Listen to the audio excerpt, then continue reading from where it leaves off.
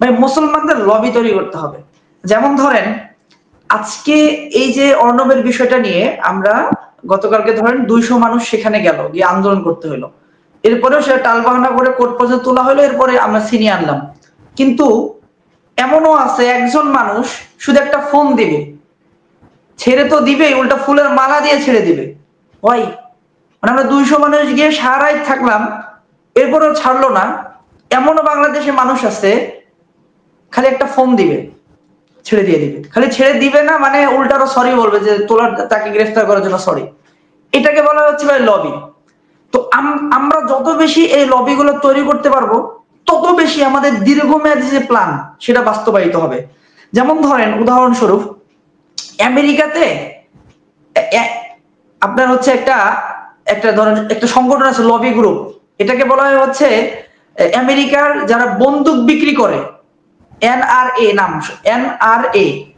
ওরা হচ্ছে যারা বন্দুক বিক্রির আইনে, আমেরিকা হচ্ছে যারা বন্দুক বিক্রি করে তাদেরকে বাধা প্রদান করে যে হচ্ছে এত বন্দুক এভাবে বিক্রি করা যাবে না, ওরা ওইটাকে হস্তক্ষেপ করে আমেরিকার আইন। কিন্তু এই লবিটা রাষ্ট্রকে প্রভাবিত করে যে নো, বিক্রি করতে দিতে হবে। তোরা যখন চাপ দেয় তখন রাষ্ট্র বাধ্য থাকে যে জনে জনে বন্দুক বিক্রি করার পারমিশন দেয়াটা।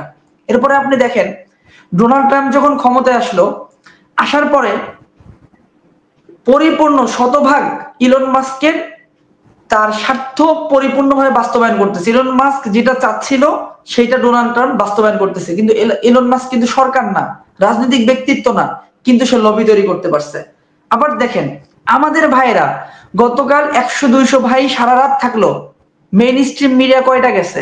প্রথম আলো গেছে, ডেইলি স্টার গেছে, তারপর হচ্ছে বিবিসি গেছে, কেউই যায় নাই।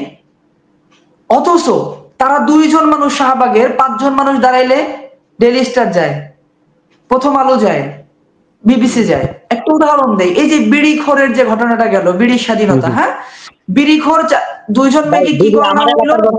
আমার এলাকার ঘটনা, আমার বাসার পাশের ঘটনা বিড়ি। হ্যাঁ হ্যাঁ হ্যাঁ সেটাই। তো বিড়িখোরের ঘটনায় কি হলো? প্রথম আলো নিউজ করছে, বেশি মনে হয় সেখানে লোক ছিল না। দিল্লি স্টার নিউজ করছে, বিবিসি নিউজ করছে, দেখেন আপনি যান। এরপরে এই বিড়িখোরের বিরুদ্ধে গতকাল রাত্রে এলাকাবাসী আন্দোলন করলো, বিশাল সমাগম।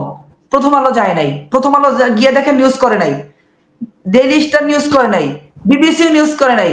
ভাই এটাকে বলা হচ্ছে লবি, এইটাকে বলা হচ্ছে লবি। তো শাহবাগীরা এই লবিটা তৈরি করতে পেরেছে, তো আমাদের এই লবিটা তৈরি করতে হবে।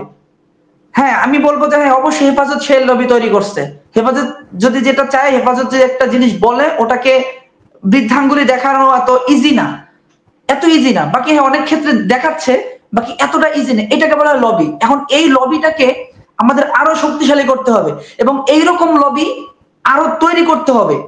এটা তো হচ্ছে দলগত লবি, এবং ব্যক্তি কেন্দ্রিক লবি আমাদেরকে তৈরি করতে হবে। যে আমি একজন মানুষ হিসেবে আমার কতটা ইম্প্যাক্ট, আমার একটা কথা কতটা গ্রহণযোগ্য হবে, এইরকম নিজেকে তৈরি করতে হবে। আমরা যদি এমন হয় যে টুকটাক দু একটি ইস্যুস হবে আমি সেখানে হারিয়ে যাব, আমি সেটা নিয়ে আমার জীবন, আমি আবার এটাও বলছি না যে ইস্যুস তৈরি হলে আমরা ঘরে বসে থাকবো। অবশ্যই ইস্যুস তৈরি হলে আমাদেরকে নামতে হবে মাঠে, বাকি ইস্যুজে হারিয়ে যাওয়া যাবে না। আমাকে এই টার্গেট রাখতে হবে যে ইস্যুজ আসলে আমার এনার্জি ওখানে শেষ করা যাবে না। আমার একটা লং টার্ম চিন্তা আছে যে আমি ইসলামের খিলাফা চাই, যতদিন খেলাফত প্রতিষ্ঠা না হবে আমার লড়াই চলবে। তো সো আমাকে নিজের ব্যক্তিগত লবি তৈরি করতে হবে। তো মুসলমানদের হচ্ছে এইটাই হচ্ছে সবচেয়ে বড় দুর্বলতা বাংলাদেশে, যার ফলে 19 কোটি মানুষের ভিতরে 16 কোটি মুসলমান, কিন্তু সংখ্যাধিক্য হওয়ার পরেও তারা অধিকারে সবচেয়ে সংখ্যালঘু, অধিকারের দিক থেকে তারা সবচেয়ে সংখ্যালঘু, তাদের অধিকার নাই, অধিকার বঞ্চিত। কেন? কারণ মুসলমানরা সেই লবিটা তৈরি করতে পারছে না। এই ক্ষেত্রে অসংখ্য ধন্যবাদ। আমাদের কিন্তু সেহরির সময় হয়ে যাবে, এইভাবে আলোচনা চলতে থাকে। কারণ হচ্ছে ঠিক আছে আমি শেষ করছি। তো আমার বিষয়টা যে বললেন, আমি সর্বশেষ কোরআনের ছোট্ট একটা আয়াতের অংশ দিয়ে আমি শেষ করছি। সূরা আনফালের 60 নম্বর আয়াতে আল্লাহ রাব্বুল আলামিন বলছেন ওয়া আইদু লাহুম। আমরা আপনাকে সময় দেব। আমি যে কথাটা বলতেছিলাম সেটা হচ্ছে যে আমাদের এত চমৎকার আলোচনা হচ্ছে আজকে, যে আলোচনাটা কখন হচ্ছে আপনার সেহরির সময় হয়ে যাবে আমার মনে হয় না যে দর্শক টের পাবে, বা আমরাও হচ্ছে অনেক আলোচনা, খুব সুন্দর আলোচনা হচ্ছে। এবং খুবই গুরুত্বপূর্ণ কিছু আলোচনা চলে আসছে। তো আব্দুর রাজ্জাক ভাই, আপনি যদি আমাদের সাথে অন্য কেউ কথা বলবেন না, আপনার সর্বশেষ এই বিষয়ের যে মানে মূল বক্তব্য এটা দিয়ে যদি শেষ করেন, আমরা খুব জি জি, দ্রুতই আমি 1 মিনিট সময় নিব। জি, আর 1 মিনিট সময় নিব। সূরা আনফাল আল্লাহ সুবহানাহু ওয়া তাআলা বলেন ওয়াইদু লাহুম মাস্তাতাতু মিন কুওয়া, যে তোমরা তাদের বিরুদ্ধে, কাফিরদের বিরুদ্ধে তোমরা কি করো, সাধ্য অনুযায়ী শক্তি সঞ্চয় করো।